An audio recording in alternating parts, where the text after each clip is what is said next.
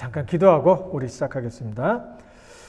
하나님 은혜를 감사합니다. 하나님께서 이 시간 우리와 함께 하시고 또 우리로 주님 찬양하게 하며 예배하고 또 주님 이 가운데 특별히 말씀 앞에 서게 하시니 감사합니다.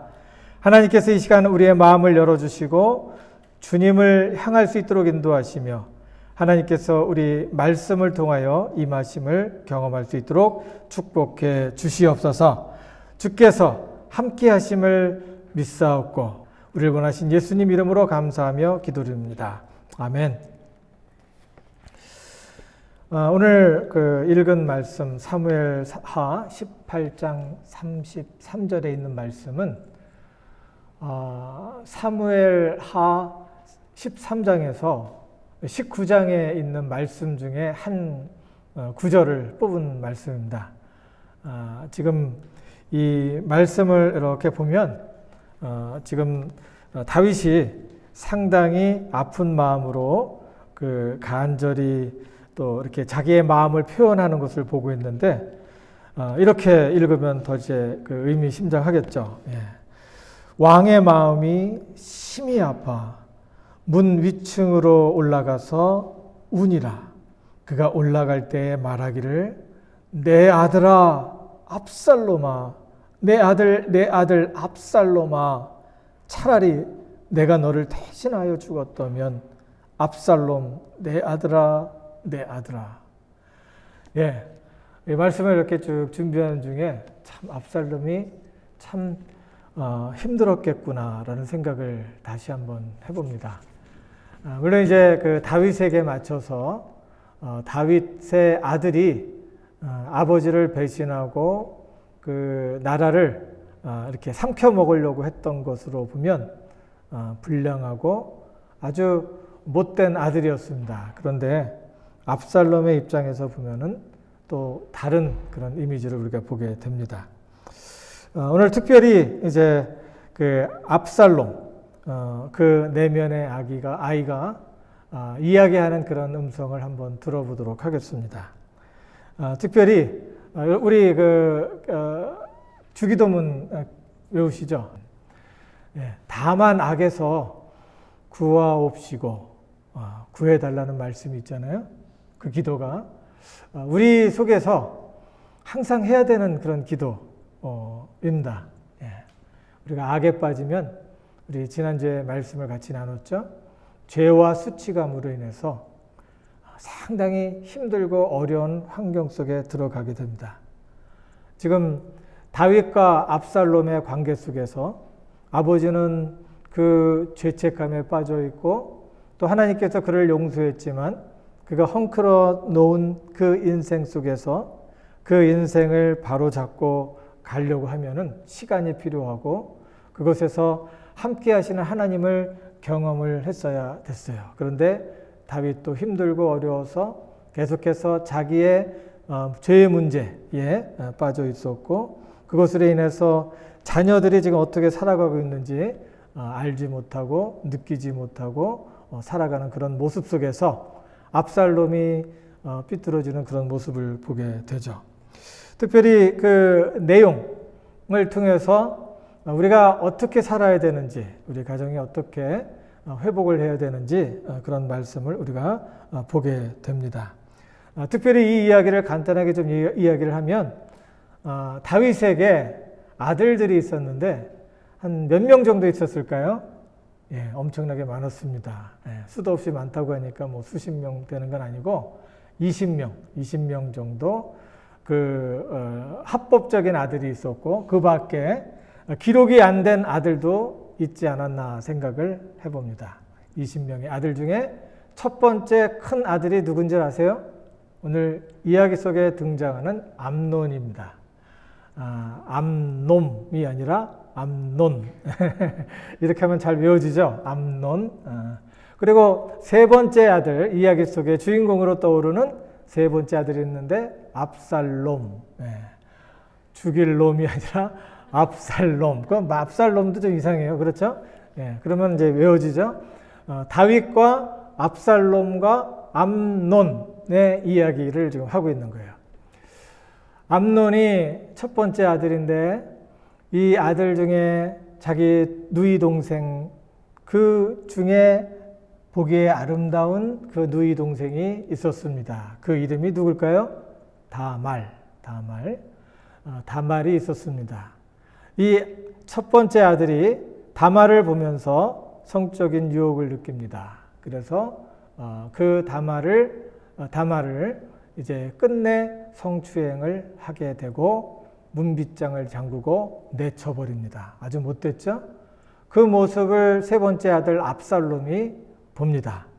압살롬의 바로 밑에 동생이었던 다말을 그렇게 하는 모습을 보고 가슴을 치며 대노를 합니다. 그리고 나서 이제 그 암논을 죽일 계획을 하고 2년 후 때가 돼서 이제 암논을 살해를 합니다. 그리고 나서 죽였으니 어떻게 해요? 도망을 가야 되겠죠? 도망을 가는데 외할아버지가 그 구슬 땅의 왕이었어요. 가나안 땅의 왕이었어요. 그래서 그 외할아버지한테 도망을 갑니다. 그리고 나서 3년 후에 사촌 형이면서 동시에 그 나라의 대장군이었던 요압, 다윗의 조카였던 요압의 중재로 이제 다시 압살롬으로 돌아오게 합니다. 그러나 아버지는 화가 아직 화를 다 풀려지지 않아 갖고 압살롬을 보기 싫다 하고 영내에 들어오기는 하는데 얼굴 보기 쉽지 않다 그래서 그곳에 방치해 둡니다. 그리고 나서 2년 후에 압살롬이 화가 났어요. 그래서 사촌 형님 대장군 요압을 불러서 이제 컴플레인을 하려고 했어요. 근데 요압이 대답을 안 합니다. 요압도 좀 곤란하겠죠. 다윗이 불렀는데 이제 불러들이지 않는 것을 보고 곤란하니까 대답을 안 해요. 그러니까 이 압살롬이 그 하인을 지켜서 이 요압의 집에 농토에 불을 확 질러버립니다. 그러니까 이게 어떻게 된 일이냐 하고 요압이 압살롬한테 가니 압살롬이 여보시오. 이제 사촌지간이에요. 형님. 정말 내가 너무나도 원통합니다. 아버지가 나를 불렀는데 지금 2년이 되도록 얼굴을 보여주지 않는데 너무너무 원통합니다. 이러려면 왜 나를 불렀습니까? 그리고 내가 죄가 있다면 아버지께서 저를 불러서 죽이는 것이 마땅한데 죽이지도 않고 지금 도대체 이거 무엇을 하는 것입니까? 라고 이야기를 합니다. 아버지 보고 싶습니다. 이야기를 합니다. 그러니까 그 사촌 형님 요압 대장군이 다윗 왕에 가서 이야기를 합니다. 그러니까 다윗 왕이 그럼 보자 해서 궁으로 들어오게 합니다. 그러니까 이제 아버지를 대면하면서 그 자리에서 이렇게 크게 절을 하면서 아버지에게 다가갑니다. 그러니까 아버지가 너무나도 안타까워서 그 아들을 보면서 입을 맞춘다고 이야기를 합니다. 그 후 그 입을 맞추었지만 압살롬은 그 아버지의 마음속 깊은 곳에서부터 자기를 반기는 것 같은 그런 느낌을 받지 못하고 마음을 정합니다. 그래서 반란을 일으키기로 하고 그리고 그 다음부터 계획을 해서 4년 동안 계획을 합니다. 사람을 모으고 해서 끝내 아버지를 속이고 이제 집을 떠나가게 되죠. 떠날 때 그 이야기를 아버지한테 뭐를 부탁하냐면 내가 헤브론으로 가야 되겠습니다. 예루살렘 근처죠. 헤브론으로 가야 되겠습니다. 내가 원래 아버지를 떠나 있어서 그 떠난 곳에서 그술이라는 그 땅에서 제가 생각하기를 아버지한테 가면 여호와를 이제 나의 주로 모시겠습니다. 섬기기로 작정을 했습니다. 그러니까 그 아버지가 하나님을 믿는 그 아버지니 그 이야기를 하니까 꼼짝 못하고 보냈는데 그 보낸 그곳 헤브론에서 반란을 일으켜서 그 아버지 예루살렘 있는 그 예루살렘 궁으로 향해서 돌진을 합니다. 그때 예루살렘에 있는 궁의 모든 사람들이 소란이 나고 그거로 인해서 사람들은 다 피난을 가죠. 왕도 피난을 가죠. 그때 그 압살롬이 그 왕의 성 예루살렘을 점령을 하게 되고 이제 아버지를 추적하면서 아버지를 죽이려고 합니다. 근데 그 전세가 역전이 돼서 아버지가 이제 전세를 다시 한번 가다듬고 다시 반격을 하기 시작하므로 반격에 의해서 이제 압살롬이 이제 죽음을 당하게 됩니다. 이 이야기로 이제 13장에서 19장까지 이런 이야기가 흐르고 있어요. 꼭 읽어보시기 바랍니다. 꼭 읽어보셔야 돼요. 제가 이것을 30분 안에 하는 거 상당히 무리인데 꼭 읽어보시기 바랍니다. 그 이야기 속에서 이제 보게 되는 것들이 있는데 그 이야기 속에서 아버지와 아들과의 그 마음, 그 털어놓는 마음, 그 사랑의 마음, 그 관계 이런 것들을 이제 깨어진 그런 관계를 이제 보게 되는 거죠. 이 관계를 통해서 이제 그 관계의 이제 그 결정적인 결말이 결론이 이겁니다. 내 아들 압살롬아, 압살롬아, 내 아들, 내 아들, 내 아들 압살롬아라고 이제 소리치면서 괴로워하는 그 내용이 바로 18장 33절에 있는 말씀입니다.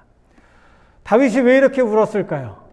너무나도 가슴 아프고 너무나도 힘들었어요. 너무너무 슬펐어요. 그 이유가 뭐냐면 사랑할 수 있는 기회를 놓친 거예요. 이제 죽어버렸으니 더 이상 사랑할 수가 없잖아요. 사랑할 기회를 놓쳤어요. 압살롬은 죽었고 압살롬이 장수 요압의 손에 죽어야 했던 이유는 선을 넘어 버렸어요. 그래서 반란을 일으켰고 그 반란이 국가에 대한 위협이 되었습니다. 다윗 왕이 그 내전에 대해서 이겼지만 요압에게 당부를 했어요. 제발 죽이지만 말아달라고. 근데 요압은 죽이지 않을 수가 없었어요. 요압도 그 사촌 동생을 사랑했고 아버지하고 연결되기를 원했지만 선을 너무 넘겨버린 거예요. 그래서 그 가슴에 그 심장에 창을 꽂고 죽여버립니다. 다윗이 참 슬펐던 것은 아들 사랑할 기회를 놓쳤죠. 그리고 아들의 죽음이 자신의 죄의 결과라는 생각이 더 슬프게 했던 거라는 거예요. 그래서 다만 악에서 구하옵소서. 이게 상당히 중요한 거예요. 내가 죄의 환경 속에서 내가 하나님의 보호하심과 하나님께서 주시는 마음으로 이 악의 환경에서 거룩하게 내 삶을 보존할 수 있도록 도와주시옵소서. 그래서 예수님께서 그 기도문의 맨 마지막에 다만 악에서 구하옵소서라는 그런 이야기를 하는 거죠. 자기를 보존하는 거예요. 거룩하다는 말을 쉬운 말로 뭐라 그랬어요? 건강하다는 거예요. 건강한 마음과 건강한 영혼과 건강한 육체와 건강한 관계를 잘 보존할 수 있도록 인도해 주시옵소서. 압살롬과 다윗의 비극은 악에서 보존하지 못하고 악의 환경 속에서 넘어질 수밖에 없었던 그것으로 인해서 다윗의 마음의 죄책감과 수치심으로 인해서 그 상황을 핸들할 수가 없었고 압살롬은 그런 상황에서 아버지를 가까이 느끼고 경험할 수가 없었던 거예요. 압살롬은 상당히 훌륭한 사람이었어요. 인간적으로 볼 때. 여기에 압살롬에 대해서 이야기를 하는 그 내용을 이렇게 뽑아보면은 상당히 매력이 있는 사람이었어요. 아빠의 사랑을 많이 받았던 사람이었어요. 첫 번째는 아주 잘생겼습니다. 아주 잘생겼어요. 매력도 있었어요. 14장 25절에 보니까 이런 말이 있어요. 온 이스라엘 가운데 압살롬 같이 아름다움으로 크게 칭찬받는 자가 없었으니 그는 발바닥부터 정수리까지 흠이 없더라. 예, 발바닥부터 이 정수리 여기죠. 정수리 여기까지 흠이 없다는 거야.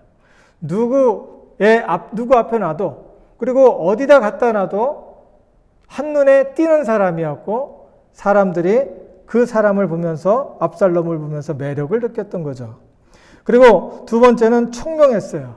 그리고 사람들에 대한 설득력도 있어서 압살롬이 그 성전 문 앞에서 사람들과 대화할 때 사람들의 마음이 움직이게 되고 그 마음이 압살롬을 향했다고 그랬어요. 성경에는 사람들의 마음, 이스라엘 백성들의 마음을 훔쳤다라고 이야기를 하는데 그걸 말을 바꿔보면은 압살롬은 말에 능통한 사람이고 설득력이 있고 총명했던 그런 사람입니다. 그리고 전략가였고 전술가였어. 그리고 리더십도 있어서 큰 군대를 잘 통솔을 했고 전략적으로 계획대로 잘 준비하고 계획해서 그 계획을 착착착 진행했던 그런 사람이었어요. 그 사람, 그 아들은 다윗의 사랑을 받았어요. 어느 아들을 놓고 다윗이 이렇게까지 울어본 적이 없어요. 왕의 마음이 심히 아파 문 위층으로 올라가서 운이라 그가 올라갈 때 말하기를 내 아들아 압살롬아 내 아들 압살롬아 차라리 내가 너를 대신하여 죽었더라면 좋았을 텐데 압살롬 내 아들아 상당히 사랑했던 것 같아요.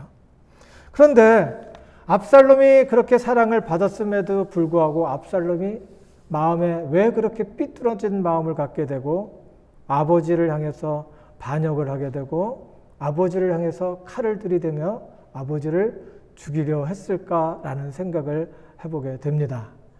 이 말씀을 가만히 이렇게 보니까요. 압살롬의 마음속에 커다란 상처들이 있었는데 그 속에 상처를 갖고 있는 압살롬의 그 경험, 인생을 통해 아버지를 향해 했던 그런 경험들이 들어있는 거예요. 그것을 내면의 아이라고 표현을 합니다. 압살롬 속에, 압살롬 내면에 울고 있는 아이가 있었던 거예요. 흐느끼면서 아버지를 향해서 울고 있으며 아버지에게 호소하고 있는 아이가 있었던 거예요. 그 아이는 아버지를 향해서 이렇게 소리칩니다. 아버지, 나를 보호해 주세요. 나를 보호해 주세요. 그리고 아버지, 그리운 아버지, 나 좀 봐주세요. 내게 눈을 돌리고 나를 봐주세요. 아버지, 이제 나는 떠나렵니다. 아버지 떠납니다. 나 좀 붙잡아 주세요. 라고 이야기를 하는 겁니다. 근데 다윗은 그 이야기를 듣지 못하고 그 이야기를 듣지 못하고 압살롬과 관계를 회복하지 못하고 압살롬의 죽음을 맞이할 수밖에 없었던 거예요. 이 말씀을 보면서 얼마나 속이 아프고 속이 쓰렸는지, 야, 진짜 이런 마음을 아버지가 몰라줄 수밖에 없었고, 또 자기도 문제가 있어갖고 이런 마음을 헤아려 줄 수 없었던 그런 상황이 너무너무 아프고 힘들다. 죄라는 것이 이렇게 우리의 모든 관계를 다 그냥 갈갈이 찢어놓고 깊은 상처를 만들어내는구나 라는 생각을 한번 해보게 됩니다. 여러분, 자녀 있죠? 자녀가 60이 넘고 70이 넘고 80을 넘어서도 자녀입니다. 그리고 자녀가 10대, 우리 원빈이 아들, 다 자녀예요. 이 아버지를 향해서, 엄마를 향해서 말하고 있는 그 소리를 들어야 돼요. 듣지 못하면 가족이 다 뿔뿔이 흩어지는 겁니다. 하나님께서 부르시는 그 순간까지 내가 자녀를 향해서, 엄마니까, 아빠니까 자녀를 향해서 그 음성을 듣고 그 마음을 달래주고 그 마음을 회복해주면 그 가정이 살아난다는 겁니다. 아직 늦지 않았어요. 입으로 말할 수 있는 것만 해도 엄청난 능력을 갖고 있고 축복이라는 것을 기억하시기 바랍니다. 하나님께서 여러분의 가정, 자녀와의 관계, 남편과의 관계, 아내와의 관계를 회복하기를 원하는 마음으로 하나님께서 아직도 우리에게 호흡할 수 있는 힘과 능력을 주셨음을 기억을 하시기 바랍니다. 그러면 그 아이가 하는 말은 무엇이었을까요? 압살롬의 내면에 있는 그 아이가 하는 말은 무엇이었을까요? 첫 번째, 아버지, 나를 보호해 주세요. 큰형과 그 관계 속에서 압살롬과 다말은 상당히 외로움을 느꼈던 사람입니다. 배달은 형제였어요. 아버지가 그 아내가 몇이었어요? 한 명이었나요? 한 명이 20명의 자녀를 낳나요? 예, 9명이라는 합법적인 아내. 그러니까 합법적이지 않은 사람 많이 있어요. 예, 첩까지 막 있는 거예요. 합법적인 아내를 통해서 낳은 아들이 20명.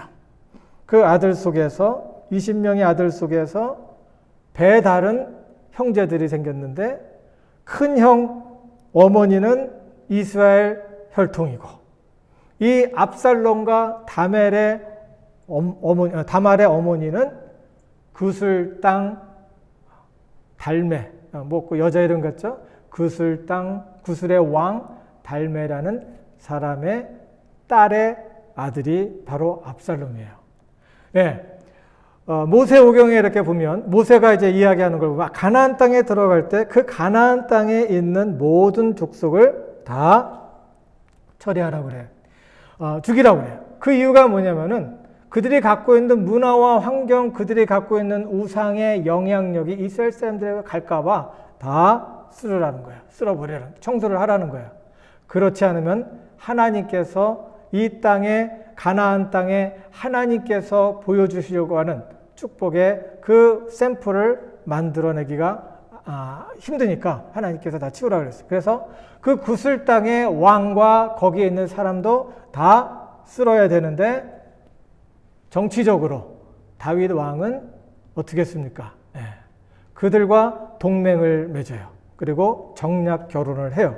그래서 그러니까 정략 결혼을 해서 자녀를 낳았어요. 그 자녀가 바로 압살롬과 다말이었어요.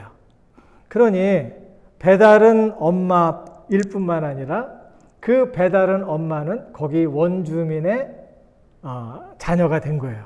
그러니까 특별히 왕의 아들들이 20명이나 버티고 있는데 거기에서 적군의 동맹한 사람의 자녀가 되니까 거기에서 은근히 따돌리는 것이 있었던 것 같아요. 그래서 평상시에도 외로웠었는데 그 첫 번째 아들이, 첫 번째 그 큰 형이 자기가 사랑하는 남매, 그 자기가 사랑하는 그 동생을 성추행한 거예요. 그리고 내쳐버린 거예요. 문을 꽝 닫아버리고서 다시는 안 본 거예요. 완전히 이용한 거죠. 그러니까 평상시도 외롭고 힘들었는데 그 사건을 통해서 이 압살롬에게는 커다란 아픔이 되고 너무너무 힘들었던 거예요. 2년이라는 세월이 지났지만 아버지는 거기에 대해서 한번 화를 낸 정도고 계속해서 다 공평하게 한다고 하면서 그 압살롬에게 와서 그 아픈 마음을 건드려주지 않는 거예요. 그 압살롬의 마음속에는 아버지, 내가 외롭습니다. 나를 보호해 주세요. 라고 하는 말에 아버지는 그 말을 듣지를 못하고 가까이 가서 이야기도 못하고 표현도 못한 거예요. 그때 그 압살롬은 이제 계획을 합니다. 이놈을 잡아야지. 그러면서 2년 후에 그 형을 죽입니다. 그리고 도망을 가죠. 그래서 그 아버지의 요새로 들어가서 숨어 있습니다. 그래야지 피할 수 있으니까. 그래서 그곳에서 3년 동안 있는데 그 다윗, 그 아버지의 그 소식은 전혀 들리지도 않습니다. 아버지가 자기를 찾지도 않는 거예요. 3년 후에 사촌형 요압 장군이 아버지에게 이야기를 해서 아버지하고의 그 중재를 통해서 그 아들을 불러옵니다. 그때 그 압살롬은 아버지가 부르니까 이제 이스라엘 영내로 들어왔어요. 근데 아버지가 그 얼굴 안 보겠다라고 이야기를 하는 거야. 그러면서 몇 년이 지나가요? 2년이 지나갑니다. 소식이 없습니다. 아버지가 자기를 찾지 않아요. 그러니까 화가 났어요. 그래서 아버지에게 그 사촌형, 자기를 불렀던 그 사촌형님, 그 요압 대장군한테 가서 이제 그 부탁을 합니다. 그런데 그 요압 대장군도 그 대답이 없는 거예요. 입장이 난처하죠. 아버지하고 아들하고 중재를 시키려고 하는데 아버지가 보기 싫다는 거예요. 근데 그 아들은 자꾸 보자 그러면서 자기를 보자고 하니까 대답이 없어요. 그러니까 이 압살롬이 이제 생각을 해는 것이 하인을 불러갖고 요압 장군의 농토에다가 다 불을 질러버려요. 그러니까 깜짝 놀라서 이게 무슨 소리냐, 이게 웬일이냐 하고서 와보니까 이제 컴플레인을 하는 거죠. 나를 이곳에 불러놓고 2년이 되도록 아무것도 안 하고 아버지 얼굴을 보지 못하는데 아버지 얼굴 보게 해달라고 이야기를 하는 거예요. 내가 죄를 졌으면은 나를 죽이는 것이 마땅한데 나를 죽이지 않는 이유는 뭐냐? 아버지를 보게 해달라고 이렇게 얘기하니까 요압이 그 이야기를 아버지한테 전달하고 아버지는 미안한 마음에 그 아들을 부릅니다. 그 아들을 불러서 이제 서로 대면을 하게 되죠. 아들은 아버지를 만났으니 큰 절을 하면서 용서해달라고 이야기를 하고 있는 편인데 아버지는 그 아들을 보면서 입을 맞춥니다. 지금 여기에서 보였던 그림 있죠? 렘블란트가 그린 그림이에요. 아버지와 아들과 화해를 하는 중이다라고 이제 그림을 그린 건데 이제 여기에서 문제는 뭐냐면은 이제 아들이 그 아버지가 와서 자기를 부둥켜 안고 그리고 입을 맞췄지만은 그 아버지의 마음속 깊은 곳에서 자기한테 이야기해주는 그 뜨거운 마음을 느끼지 못한 거예요. 그 압살롬이 느끼지 못한 거예요. 압살롬은 아버지 나를 좀 봐주세요. 요압을 동원해서 아버지 나를 봐주세요. 그리고 아버지가 이제 봐주니까 그 아버지 나에게 좀 관심 좀 쏟아주세요 하는데 아버지가 관심을 못 쏟아주는 것 같은 느낌을 받게 되니까 압살롬은 이제 마음을 정합니다. 아버지, 나는 이제 아버지를 떠나겠습니다. 라고 이야기를 하는 거예요. 그래서 그 자리에서부터 아버지를 떠납니다. 근데 한편으로는 아버지 붙잡아 주세요 라는 이야기를 하는 것 같아요. 왜 그것을 어떻게 하냐면은 그 아버지가 거기서 4년 동안 있으면서 그 계획을 합니다. 4년 동안 있으면서 아버지가 그 마음을 녹여주지 않고 그 아버지가 그 대답해주지 않는 것을 가까이 있고 사랑해주는 것을 느끼지 못한 요압은 4년 후가 되어서야 그때 바로 헤브론에서 대사를 치르게 되죠. 그래서 아버지를 추격하게 되고 아버지를 이제 잡으려고 하는 거예요. 우리가 살다가 보면 이렇게 서로 마음을 알아주지 못하고 힘들 때가 많이 있어요. 마음을 헤아려 주기를 원하는 자녀들의 마음이 있지만 또 엄마의 마음이 딴 데가 있어서 또 다른 문제로 인해서 아빠의 마음이 다른 문제로 인해서 그 마음을 헤아려 주지 못할 때가 있어요. 그때 헤아려 주지 못하는 부모는 또 내가 지금 여기에서 모든 문제를 나의 그 죄책감이라든가 그리고 나의 내면의 문제를 하나님 앞에서 해결하고 그 자녀들을 돌봐줄 수 있는 그런 상황이 되어야 되겠죠. 그리고 내가 바로 그런 피해자라고 하면 하나님 앞에서 아버지가 해주지 못하는 그런 사랑을 해결해야 되겠죠. 하나님이 나를 이처럼 사랑하사 독생자 예수를 주셨다라는 거예요. 사실 다윗도 아버지의 사랑을 이렇게 받지 못했어요. 그의 시편을 보면은 아버지도 나를 떠나고 나의 부모도 나를 떠났으나 하나님께서는 나와 함께 하셨다라는 그런 내용의 시가 있습니다. 아버지도 그런 걸 못했지만 하나님을 만날 때 그의 마음을 채워주신 것을 경험을 할 수 있었어요. 압살롬이 아버지가 믿는 하나님을 알았고 그 아버지가 믿는 하나님을 받아들였다면 이런 문제가 해결되지 않았겠나라는 생각을 해봅니다. 이가 특별히 또 다윗 왕에게 이야기를 할 때 내가 이곳을 떠나겠습니다. 내가 아버지를 떠납니다. 라고 말을 할 때 그때 아버지의 마음을 건드려서 떠날 수 있었던 것이 뭐냐면은 아버지가 제일 좋아하는 말을 했어요. 그게 뭐냐면은 내가 구슬 땅에 있었을 때 아버지를 떠나서 구슬 땅에 있었을 때 내 마음에 결심한 것이 있었습니다. 그것은 내가 돌아오면 여호와를 섬기겠습니다 라는 그런 결심이었습니다. 그러니 나를 헤브론으로 보내주십시오 하니까 아버지가 아버지를 하나님을 섬기기로 했다고 하니까 그거는 믿고 이제 보내준 거예요. 그런 것을 통해서 볼 수 있었던 것이 뭐냐면은 그 압살롬은 여호와를 주로 섬기지 않았던 사람이었어요. 어머니를 따라서 이방신을 섬겼던 사람이고 또 그 마음속에 하나님을 두려워하고 하나님의 사랑과 은혜를 경험하지 못했던 그런 사람이었어요.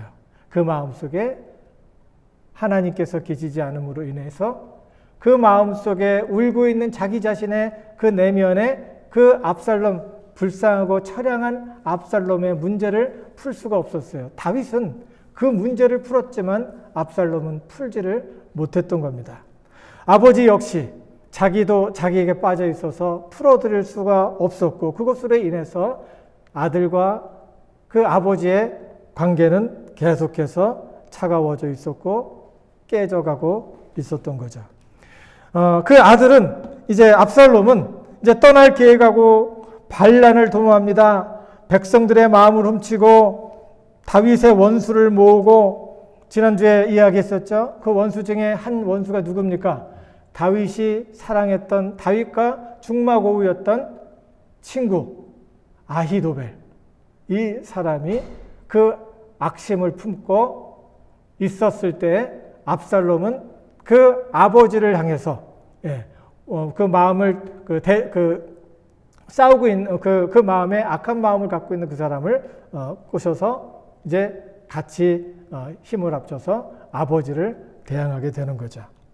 그리고 아직 사울 왕을 지지하고 있는 다윗의 원수들을 규합합니다. 이스라엘의 10지파 사람들을 모아서 이제 그 아버지를 향해서 도전을 하게 돼요. 그리고 아버지를 떠나면서 아버지와 대적하고 아버지를 죽이기로 작정을 하는 거죠. 그런데 그 상황이 바뀜으로 인해서 하나님께서 그러셨죠. 다윗에게 내 죄를 용서했다. 죽지는 않을 것이다. 그러나 내가 그 당하는 그런 일들로 인해서 고통을 당할 것이다 라고 예언한 대로 하나님께서 그런 환경으로 다윗을 몰아가시고 그래서 그 다윗이 다시 거기서 공경에서 빠져나오게 하는 거죠. 아버지 나 떠나요 하면서 몸부림치는 그 아들을 통해서 다윗 왕이 달랠 수 있었다면은 그 상황은 달랐죠. 우리 살면서 미안하다, 내 마음 몰라줘서 미안하다 이런 그런 시간을 가질 수 있어야 돼요. 그리고 당신의 마음을 몰라줘서 내가 미안하다라는 소리를 할 수 있어야 되는 겁니다. 그리고 당신과 나의 이런 그 관계 속에서 서운했던 것, 내가 풀기를 원한다라는 그런 가정이 되어질 때 그 가정은 튼튼하고 건강한 가정이 될 수 있는 거예요. 우리 성도는 좋은 아빠, 좋은 엄마 구실을 잘 해야 됩니다. 그리고 좋은 가정, 건강한 가정, 거룩한 가정을 세워야 되는 거예요.